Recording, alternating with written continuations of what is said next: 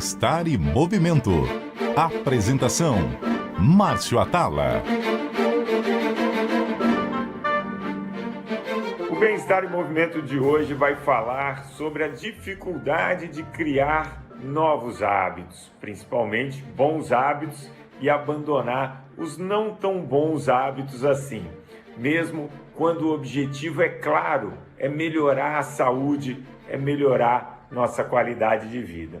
E para falar de como criar hábito, eu convidei a doutora Elisa Cosassa, doutora em psicologia, mestre em psicobiologia, pesquisadora do Instituto do Cérebro do Hospital Israelita Albert Einstein e professora titular do Programa Acadêmico em Ciências de Saúde da Faculdade Israelita de Ciências da Saúde Albert Einstein. Doutora Elisa, super obrigado por ter aceito o convite. Oi, Márcio, obrigada. Só não precisa me chamar de doutora, não, me chama de Elisa, que tá tudo certo, tá? Fica mais fácil. Bom, combinado. E para completar esse bate-papo, essa roda de conversa divertida, eu tenho também a Fernanda Guedes, uma ex-nadadora, incansável no assunto de criar novos hábitos para tentar melhorar o estilo de vida. Obrigado, Fernanda. Prazer. Bom, eu tenho que começar com essa pergunta, Elisa. Por que é tão difícil criar um novo hábito? Olha, é muito difícil criar um novo hábito porque nós já estamos acostumados com outros hábitos, né? Eles foram se instalando nas nossas vidas por alguns motivos, desde reforços positivos, né, desses hábitos passados, o ambiente onde nós estamos facilitar esse tipo de hábito, né? Então, por isso que é tão difícil a gente construir um novo hábito. Provavelmente, principalmente se ele tiver que substituir um antigo. E você tocou num ponto rapidamente sobre o meio ambiente, né? Sobre como esse meio ambiente nos induz a alguns hábitos. É correto eu pensar que o nosso corpo, por conta desse meio ambiente em que o ser humano se desenvolveu, e aí a gente está falando de centenas de milhares de anos, ele é um corpo que, apesar de precisar do movimento para funcionar bem, porque quem não teve movimento nessa evolução não conseguiu sobreviver, porque o meio ambiente exigia caça, luta, grandes deslocamentos, enfim, senão você não procriava e não sobrevivia.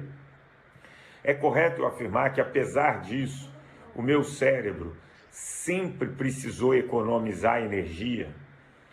Ele sempre fez o movimento por necessidade. Então, hoje, o nosso cérebro ele é uma máquina muito eficiente em fazer escolhas para a gente gastar menos energia. Na realidade, a nossa tendência geral é de escolher aquele movimento que a gente pode economizar energia, né? Nós temos que poupar energia para sobreviver. Essa é, vamos dizer assim, a mensagem biológica que nós temos, tá? Então, no passado, nós tínhamos que caçar, né? Enfim, andar quilômetros para conseguir coletar a quantidade de alimento suficiente para viver. E esse foi o nosso hábito. Até a Susana Herculano Rosel, que é uma neurocientista, né?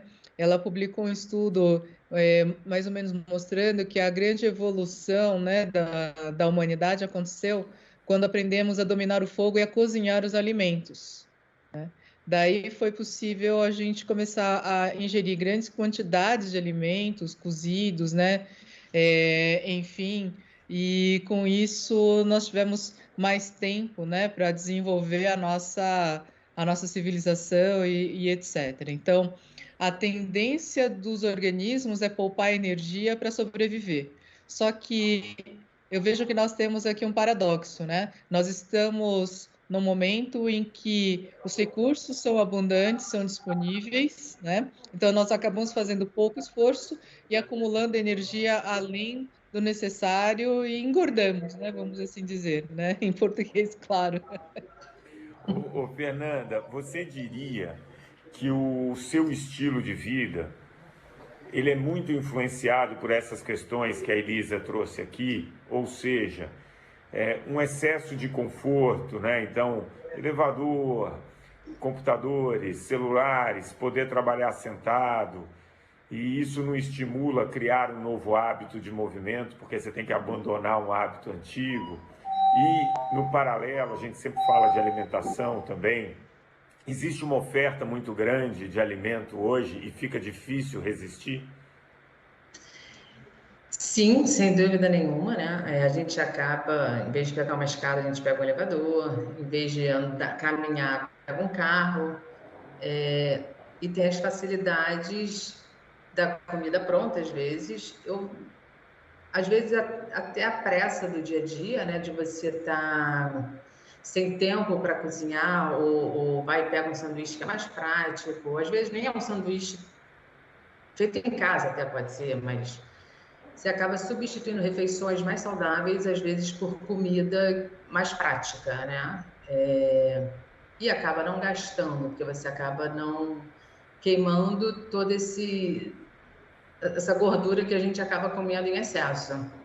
E tem os doces também, que são meu fraco.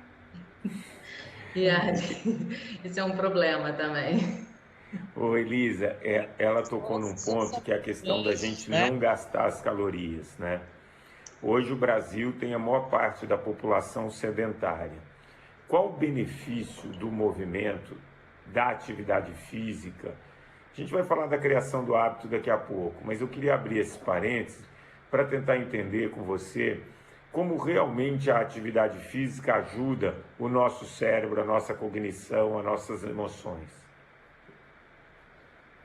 Bom, a atividade física, em primeiro lugar, produz os nossos opioides naturais, as nossas endorfinas, né? Que já traz uma sensação de bem-estar. É sabido, por exemplo, que a atividade física, por exemplo, no caso das mulheres, né, que estão naquele período da tensão pré-menstrual, isso pode ajudar bastante a pessoa se sentir mais aliviada, sentir um bem-estar. Existem estudos indicando, inclusive, que pode ajudar a reduzir a ansiedade, né? Eu estava vendo um estudo realizado na Suécia, com uma amostra de quase 400 mil pessoas da população sueca, né? Mais ou menos metade delas faziam ativamente atividade física, né? Especificamente era o esqui, né?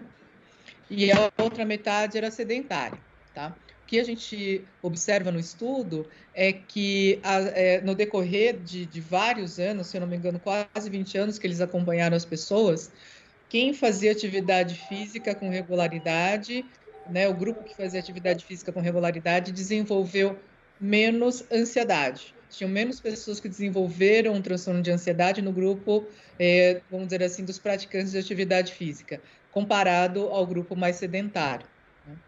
E outro dado interessante é que, no caso das mulheres, aquelas que tinham alta performance, elas tendiam a ter mais ansiedade do que aquelas que não se preocupavam tanto com a performance na atividade. No caso dos homens, não havia essa diferença, né? Imagino eu que isso se deva a alguns fatores. Primeiro, que as mulheres são mais propensas à ansiedade. É mais ou menos o dobro de mulheres em relação ao número de homens, né, com ansiedade. E além disso, quando vira alta performance, né, é um desafio que traz um nível de estresse muito grande, tá? Então, acho que tem todos esses fatores para a gente pensar nessa relação entre atividade física e ansiedade. Resumindo O a excesso. história, eu acho que é melhor você pensar numa atividade de uma forma mais lúdica, né, do que pensar numa competição, alta performance, etc. Interessante. A falta da atividade física é muito ruim. O excesso dela também pode trazer alguns prejuízos, mas é inegável que a presença da atividade física ela é fundamental para uma qualidade de vida. Sem dúvida. Inclusive, quando se fala em tratamento para depressão, né? Hoje em dia você vai ver que basicamente os psiquiatras, né, além, claro, de toda meditação, psicoterapia, eles vão recomendar atividade física para o paciente. Fernanda, me diz aqui, qual um hábito que você gostaria, que você já tentou, mas que você gostaria de abandonar e que você recorrentemente, quando você vê, você já está fazendo novamente? Dieta. A gente tenta cortar o açúcar, a massa, e quando vê, já comeu de novo. Aí fala, amanhã eu começo, ou só um pouquinho. Mas, assim, a comida, sem dúvida, mas o caminhar todo dia. Falando sério agora, eu queria caminhar todos os dias, queria ter essa disciplina de caminhar todo dia. Aí eu começo, depois eu paro. Começo e depois eu paro. Eu acho muito chato. E olha que assim, eu moro perto da praia. Andar na praia eu acho mais chato do que andar no meu condomínio. Meu condomínio ainda fico olhando as casas, ainda fico dando volta, ainda me distraio mais. Mas eu não consigo manter um hábito diário. Eu acho que talvez por ser de graça, não sei. Aí a gente acaba, vou depois, vou amanhã, daqui a pouco, e aí acaba não indo. Eu queria ter um hábito de fazer a caminhada pelo menos 5 vezes na semana. Isso é uma coisa que eu gostaria e que me irrita, que é uma coisa tão simples e eu não consigo. Eu não tenho estímulo. Às vezes, assim, eu queria uma amiga para ir caminhar junto, a gente tem sempre uma desculpa, né? É muito fácil dar uma desculpa para aquilo que a gente não quer fazer, mas me falta estímulo para isso. Ô, Elisa, tem alguma dica para a gente criar o hábito? Porque eu costumo dizer que, por exemplo, eu quero começar a caminhar todos os dias. E se eu começo caminhando 1 hora, é uma mudança muito grande na minha rotina. Porque eu estou deixando de lado alguma coisa que eu fazia 1 hora. Mesmo que essa atividade que eu esteja deixando de lado seja ficar na rede social ou deitado no sofá. Mas eu estou mudando um hábito para ficar 1 hora ali caminhando.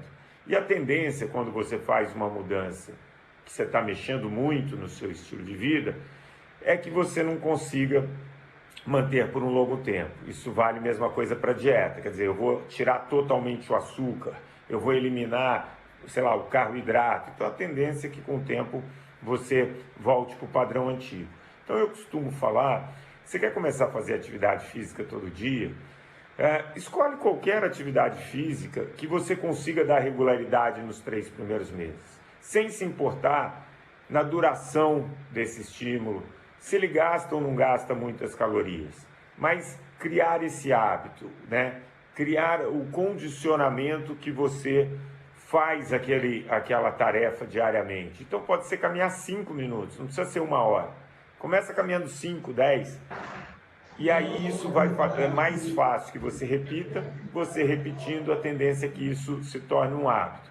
Na alimentação, mesma coisa. Se eu consigo diminuir a alimentação 5%, 10%, não é uma grande mudança dentro da minha alimentação. E no começo ela é possível e eu vou repetindo e aí eu vou dando passos subsequentes.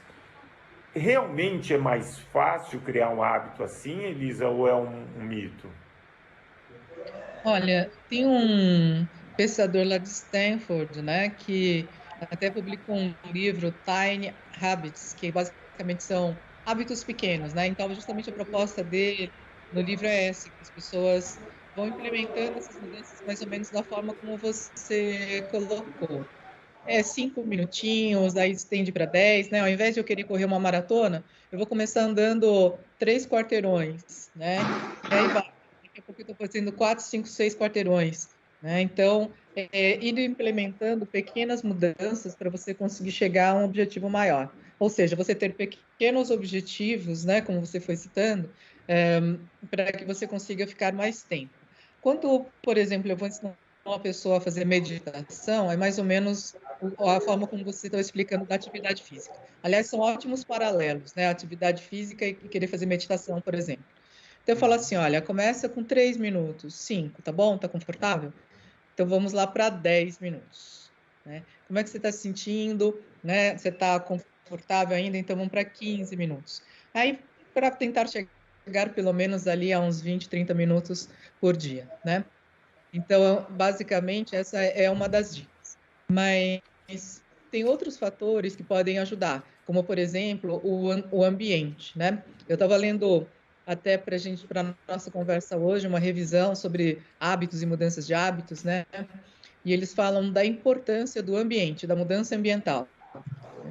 Tem uma pesquisa, por exemplo, que essa revisão cita, que é bem interessante, que eles fazem propostas de mudanças de hábitos para pessoas que continuaram morando no mesmo local e para pessoas que tinham acabado de se mudar há pelo menos 3 meses, né? Mudança de residência. Foi mais fácil para as pessoas que tinham acabado de se mudar de residência há pelo menos 3 meses, né? Até 3 meses, elas mudarem os hábitos do que as pessoas que permaneceram nas mesmas casas. Olha que interessante, né? Então, essa coisa da gente conseguir mudar o nosso entorno nos ajuda a mudar os hábitos. E essa revisão também fala que não precisa ser necessariamente uma macro mudança como essa, de mudar de casa, mas mudar um pouco o ambiente da casa, né? Por exemplo, no caso do alimento, dificultar um pouco mais a acessibilidade, né? O acesso às coisas que são gostosas e calóricas e deixar mais fácil o acesso para frutas e verduras e legumes, né? Então, essa seria uma maneira de você conseguir mudar esses hábitos. Então, é bem interessante esse tipo de dicas, né, em relação a isso. No caso, por exemplo, da meditação, eu vou falar um pouco disso, né? O que a gente recomenda para a pessoa é criar o seu cantinho de meditação. Você escolhe compra uma almofada confortável, né, um colchonete, assim. Se você gosta de incenso, compra um incenso. Se você tem alguma fé, cria um cantinho com algumas figuras religiosas, enfim, pela qual você tenha alguma adoração, né? Então, ajudar a criar um ambiente favorável. Para fazer atividade física, eu imagino, por exemplo, você comprar uma roupa que seja confortável, né, e que fique bem em você, talvez um tênis confortável, uma camiseta, né, uma bermuda, e deixar de fácil acesso para logo de manhã você vestir e sair. É verdade. Fernanda, com essa fala da Elisa, eu quero te fazer uma provocação. Você acha que, por exemplo, essas pequenas mudanças, quando você para pensar, você fala assim, poxa, eu quero mudar minha alimentação, ou eu quero começar a caminhar todo dia. Vou caminhar 5 minutos não vai adiantar nada, então eu prefiro nem começar. Deixar de comer 5, 10% do que eu como, isso não vai me trazer um resultado a curto prazo. Então eu nem começo. É mais ou menos isso que passa na cabeça? Não necessariamente. Assim, sobre o que ela falou, quando eu voltei a nadar, eu comprei maiô, comprei óculos, comprei touca, tudo gastei aquele dinheiro, aquele investimento para não parar. E funcionou. Tô, sei lá, alguns meses já. Às vezes eu não ando, não é pensar. Quando eu ando, eu vou para andar pelo menos meia hora, 40 minutos. Antes eu estava andando 1 hora. Mas é a preguiça de começar. É que nem entrar no banho quando você está com preguiça. Depois que você entra no banho é ótimo, mas até entrar no banho te dá aquela preguiça danada. E aí acaba que eu não vou. Eu acabo nem botando a roupa e nem indo. Então, isso é muito ruim, entendeu? Porque é o que ela falou, para mim funcionaria acordar e nem pensar. Eu tenho que acordar, eu tenho que botar roupa e ir. Se você sente para pensar, a gente começa a dar desculpa para a gente mesmo e acaba não indo andar ou não indo fazer alguma atividade. E sobre uma outra coisa que ela está falando sobre as mudanças de casa, pequenas mudanças que fazem às vezes uma diferença, eu tenho um marido que não ajuda em nada. Eu falo que estou na dieta, ele traz chocolate, ele traz todo dia um pão francês para de noite. Aí eu chamo ele para andar no sábado, ele não anda comigo. Então, um marido faz muita diferença às vezes. Porque se você tem um marido que também faz uma dieta, que pensa magro, é muito mais fácil. Mas quando tem um marido que é super junk, que ele traz um chocolate para te incentivar, que ele traz um pãozinho, uma mortadela, um queijo, traz sempre uma coisinha, é muito mais difícil. Isso é muito ruim, porque você às vezes quer e a pessoa do seu lado está insistindo para você participar com ele de comer um chocolate ou comer um pãozinho francês. Eu acabei de trazer Poxa, você não vai comer. É assim, é difícil, é complicado. Eu adorei essa sua colocação e aí eu quero fazer algumas perguntas em cima disso para a Elisa. Primeiro, Elisa, ninguém recomenda que ela se separe. Isso é ponto pacífico. Mantenha o marido, não é disso que a gente está falando. Quando a gente fala da criação de um hábito, até que assim, né? Hoje, quem não tem o hábito de se exercitar, tem que decidir todo dia. Puxa, hoje eu vou caminhar. Caramba, hoje eu vou na academia. E aí você percebe, se você repete, chega um tempo que você já não tem que decidir mais. Isso foi incorporado na sua rotina. Quanto tempo mais ou menos demora? Quantas vezes eu tenho que repetir essa tarefa para o meu cérebro começar a entender que isso é uma rotina e eu não ter que pensar e ter que decidir se eu vou ou se eu não vou fazer uma atividade física, por exemplo? Olha, sabe que eu fui atrás dessa informação, né, que você me acabou de me fazer, mas eu vi um estudo falando de 3 meses em relação à atividade física para ela se tornar um hábito, né, mas eu não encontrei muitos dados em ciência sobre isso. Mas uma coisa que a Fernanda falou, por exemplo, ela disse que ela nada com regularidade, né? 3 vezes. Isso é muito bom, né? E que tal nadar mais e pensar em caminhar menos, se nadar dá certo, sabe? São algumas Sim. coisas que eu penso. Por exemplo, durante décadas da minha vida, eu nunca me preocupei muito se eu estava fazendo exercício ou não, porque eu adorava fazer Aikido, né? Aikido é uma arte marcial de origem japonesa, eu fui instrutora, árbitro, tudo, né? Cheguei até quinto grau, faixa preta, né? Se alguém me pergunta assim, nossa, Uau. você chegou até faixa preta, quinto grau, né? Para mim, isso foi um processo natural, porque eu gostava tanto de praticar, né?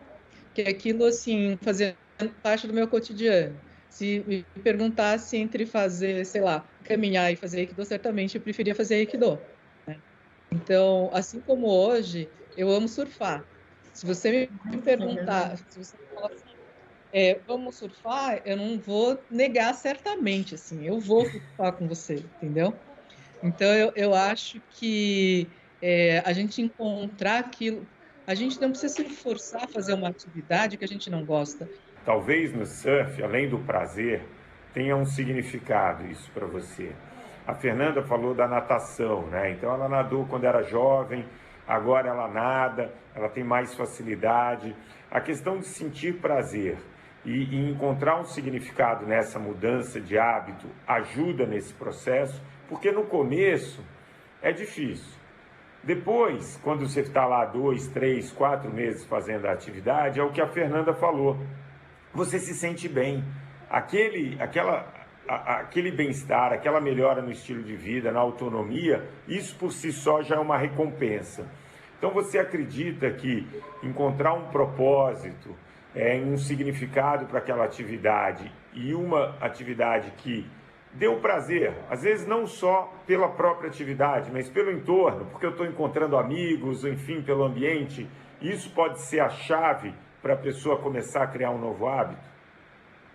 Eu acho que faz todo sentido o que você falou, Márcio. Isso me faz recordar de um estudo sobre hábitos, que basicamente estava tentando investigar o que levava alunos de primeiro ano da faculdade a desistirem do curso e outros a permanecerem no curso, né? E eles foram basicamente investigar os gastos no cartão de crédito desses alunos. Tá? Olha que coisa interessante. Eles foram ver que aqueles que estavam gastando dinheiro nos lugares onde havia uma sociabilização dentro da escola, tipo a cantina perto da quadra, né? O lugar lá na biblioteca, ou enfim, né, o cara que comia dentro da faculdade mesmo, né? Então, assim, enfim, ele tinha uma vida social dentro da faculdade. A chance desse indivíduo que tinha uma vida social dentro da faculdade continuar indo para o segundo ano e assim por diante era muito maior do que aquele que não tinha essa vida social. Então, esse aspecto é bem importante. Você me perguntou do surf, né? Tem uma coisa para mim que faz todo sentido. Né? Lá estão meus amigos, né? Boa parte dos meus amigos. Hoje em dia, tem uma grande parte dos amigos que são surfistas, né? E aí o que acontece? Tem um lado afetivo, tem um lado esporte que eu gosto, aventura, uma série de coisas que me faz assim, pode estar chovendo, se você e frio, se você falar vamos surfar, vamos, entendeu? Não tem. Agora, se fosse me falar talvez para caminhar, já não tivesse tanta motivação assim. Essa combinação de fatores, né, torna aquele momento muito agradável. E se esse momento é agradável, por que não repeti-lo, né? Eu acho que esse é o ponto. Fernanda, tem algum hábito que você conseguiu incorporar recentemente e que tática você usou para incorporá-lo? Tenho feito jejum de 12 horas, às vezes 13, na maior parte dos dias. Sem nenhum motivo, eu viajei com uma amiga minha que é super fitness e toda cheia de... ligada, né, à saúde. E aí ela me convenceu, e no dia seguinte eu comecei, e já devo ter uns 2 ou 3 meses.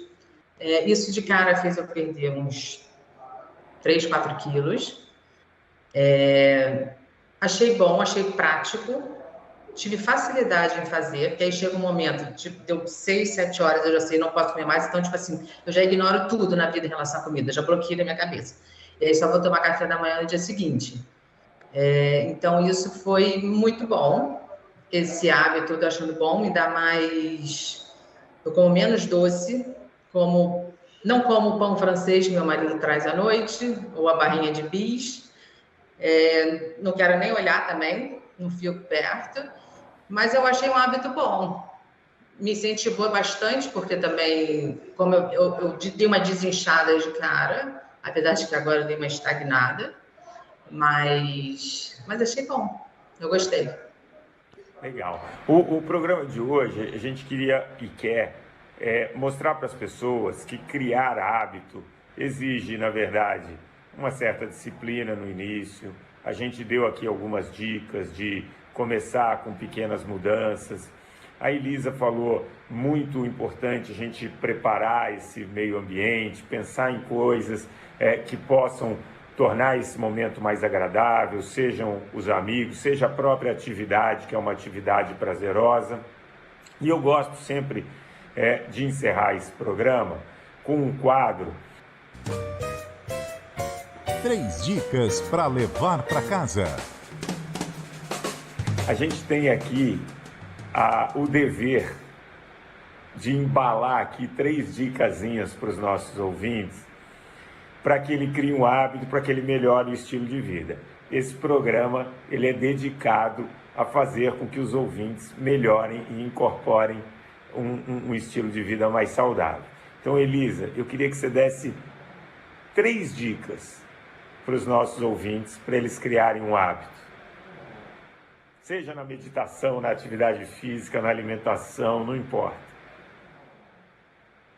Tá, eu acho que o primeiro deles, eu vou roubar um pedacinho de você, que é realmente começar aos poucos, né? Então, nunca coloque mega metas, porque senão você vai achar que nunca vai conseguir atingir. Então, vamos fazendo pequenos hábitos, né? A outra coisa é mudar o seu entorno, né? O que você puder fazer de mudança no seu ambiente que te favoreça criar esse novo hábito, seja deixar as frutas, né, mais fáceis, de mais fácil acesso para você comer, né? Se for para meditar, criar o seu cantinho da meditação, enfim. E nos casos mais sérios, né, como abuso de drogas, também se fala muito da questão do entorno, né, de sair do lugar, de se mudar para você conseguir criar um novo hábito saudável. E acho que o terceiro é lembrar que depois que você criou os hábitos saudáveis, você vai estar muito mais se sentindo muito mais livre, muito mais dono da sua vida, né? E talvez você se torne até mais produtivo, porque você não vai precisar se ocupar e ocupar a sua mente de ficar tentando se controlar em coisas que, enfim, tomam muito do seu tempo. Muito bom. Fernanda, tem alguma dica para o nosso ouvinte? Não pensa, pega e faz. Tá bom, boa. A minha dica é escolha qualquer coisa que você consiga repetir. Porque se você repetir, a tendência é que você automatize. Mas enfim, isso é só uma dica minha, fiquem com as 3 dicas da Elisa, que elas são as campeãs. O Bem-Estar em Movimento de hoje está ficando por aqui. A gente falou muito sobre criação de hábito. Eu espero que você tenha gostado desse papo. Você pode compartilhar com seus amigos, baixar agora mesmo e ouvir o podcast, que já está disponível em todas as plataformas de áudio e no aplicativo da CBN. O programa de hoje teve a produção da Joana Cafuri e do Bruno Teixeira, a edição do Rafael Furugem e os trabalhos técnicos da Débora Gonçalves e do Juliano Fonseca. Bom fim de semana e abraço a todos. Bem-Estar e Movimento. Apresentação: Márcio Atala.